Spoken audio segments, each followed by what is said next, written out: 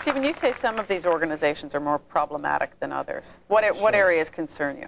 It's useful for me to look at many of these organizations as multidimensional, multifaceted transnationals, essentially international. Boy, do you sound like a sociologist. Well, they're international corporations. And so one can certainly identify religious activities, but one has to view those activities in the much larger business operations of these groups. So, for example, Soka Gakkai is deeply involved with Japanese politics. And there's some really interesting stories about Soka Gakkai's reaction when the Nichiren Buddhist movement kicked it out in 1991, allegations about Soka Gakkai members barging into its Nichiren temples, beating up people, assaulting them, really disturbing stories.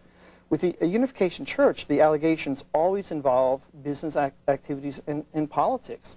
Right now, Reverend Moon has bought, I believe it's 500,000 acres on the border between Brazil and Uruguay in an attempt probably to build an ideal community, but it's going to involve a lot of lumber shipping. The Unification Church is involved, even in this country at one time, in lobster fishing, in manufacturing, in car manufacturing companies in North Korea and China.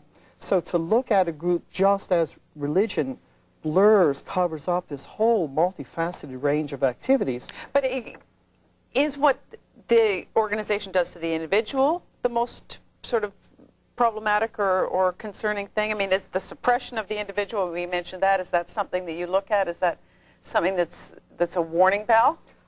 We have to keep a lot of balls juggling at the same time. I mean, sometimes what groups do to individuals is really crucial. Many groups are very small. If you look at what just happened in this country with Lucille Poland, the former ex-non-fundamentalist who just got convicted in 5 counts of child abuse in Prince Edward Island.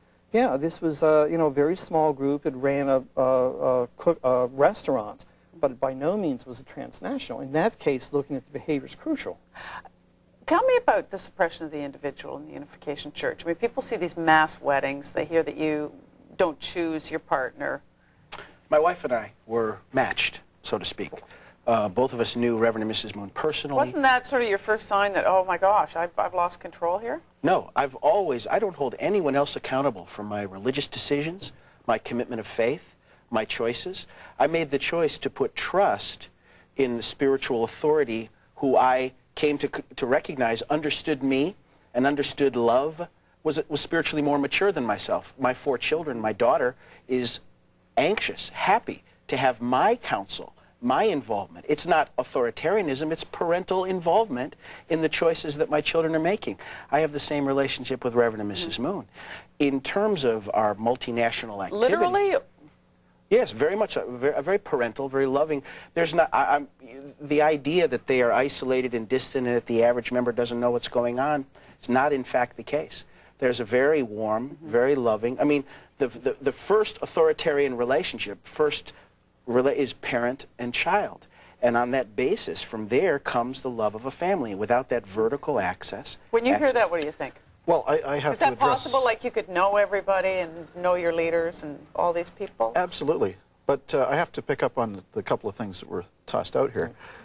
Because, first of all, the I was waiting for alleged incident with whoever went and had some altercation in a temple, do you have substantiation for that? Oh, yes. There are many, many published reports. All you need to do is log on to the Internet to start. But books prior to that talk about the same incidents.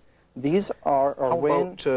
What about the multiple cases of abuse of priests, of acolytes? I mean, how much of that do you... We can talk about these, but my point is that you can list off these are issues that are political, sociological issues of any organization. But you guys, as newer religions, are more, under scrutiny, suspect. Yeah. Well, in France, they're banding together, many religions, to try and gain recognition. And would that be a logical approach? I mean, can you see that happening in North America? Say, we do a lot of cooperative legal work and educational work with other organizations, both traditional and established, as well as other religions that face a kind of prejudice that people have. Can you see value in that? Well, I think we need an anthropological approach to studying new religions, because new religions have alternative cultures, and we tend to judge them as secular humanists, and if they don't conform to our standards of individual choice. For example, could every kid who grows up in an Amish community or a Lubavitch Hasid community or a Unification Church or the Children of God, could they all get into Harvard Medical School? Well, if they're not getting the education, should we whisk them out, you know? So now we don't apply that standard to foreign, you know, people like third world people, or the few tribes they're still around, you know, or ancient societies. I mean, most Is that how we should be judging or most looking? ancient societies had, you know, arranged marriages, for example, and yet unificationists are seen as weird because they're doing it. But it was actually more common than not. If you look I think the media is a big problem because I would love for people to come take a look at Bayou La Battery, Alabama, where we have a shipbuilding business, or Kodiak, Alaska, where we farm the sea for food and send the protein powder to Africa. I would love for them to go to the University of Bridgeport, where everybody felt, oh my God, they're going to take over and destroy it, and see that people realize wonderful, good things are happening. But the media promotes a stereotypical image, a negative one. Several years ago, I went to the Unification Church's mink and chinchilla farm outside Rice Lake. It's difficult to put some of these activities in a religious context. And the allegations that come up about Reverend Moon time and time again say that there are business activities, that indeed the way he portrays himself and his wife as true parents is contradicted by the lifestyle that Moon has led. There's some illegitimate children. One daughter has turned against him. There's been some tragedies in the Moon family. One son who was married to Nansuk Hong had very significant problems with substance abuse and violence. Do you think that discredits the church? It raises issues when the leaders portray themselves in a particular way, and the contradictions are so great between the doctrinal presentation and the reality of a person's Again, life. rather than go through a litany of defense, I would just simply point out that Gandhi, the term Gandhi means great soul, or Mahatma, great soul. Gandhi's elder son was a drunkard who drank himself to death, and he said he did it because his father loved India more than his own family.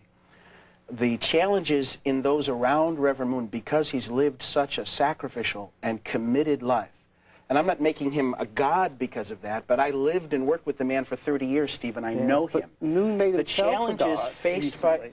the challenges faced by people around him and the struggles that they've gone through don't take away from the fact Buddha abandoned his wife and his child in order to start a religion. Confucius was accused of loving his disciples more than his own children. Jesus didn't want to see his family when they came to visit him. He said, "These are my." He said, "Love me more than your father or mother, or you're not worthy of me." It's difficult to evaluate on this basis. The other thing is, I hear a puritanical kind of prejudice about religion and money. We have this idea in the West that if a leader is religious, he shouldn't be rich, or little, you know, meditation groups shouldn't, you know, have money-making schemes. But every group has a different philosophy about spirit and flesh, matter, you know, and spirit, and they have different philosophies of capitalism or philosophies of money-making. And the Unification's one is very similar, say, to the Mormon Church, which is also very rich, and the Vatican is rich. Yeah, I don't consider it an allegation. You know what, I'm going to these are all really interesting points, which we'll continue, and to find out in our final segment if new religions are a sign of a very healthy democratic society.